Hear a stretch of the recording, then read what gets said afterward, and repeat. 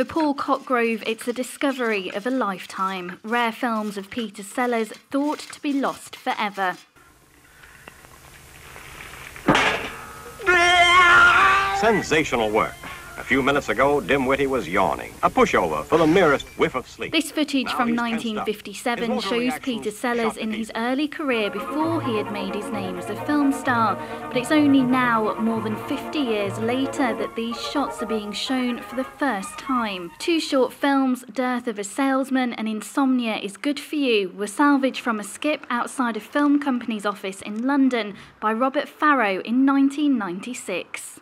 Initially, I was interested in the film cans, not the films, because I just wanted somewhere to store all my father's old cine films. But then I decided, perhaps I better not throw the films away until I checked them out.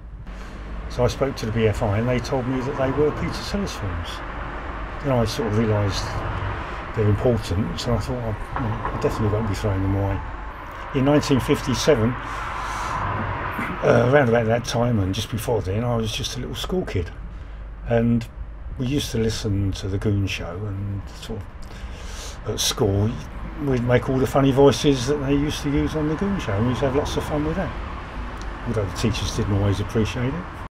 By 1957, Sellers had made his name as a radio star with The Goon Show. He went on to star in the Pink Panther films and Dr. Strangelove.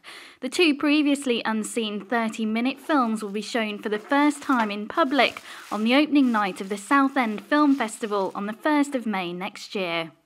They're pastiches of British information films at the time, in a way.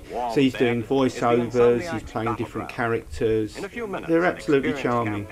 I think they're a really significant find because, as I said all along, they're like the Lost Sea Scrolls of Peter Sellers' work. A lot's been written about them. I mean, there was an article in The Guardian a year ago saying, where are these films? Who's in them?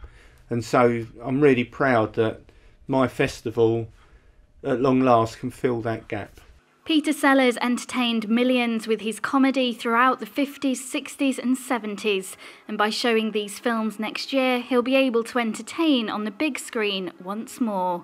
Serena Sandhu, ITV News, Southend.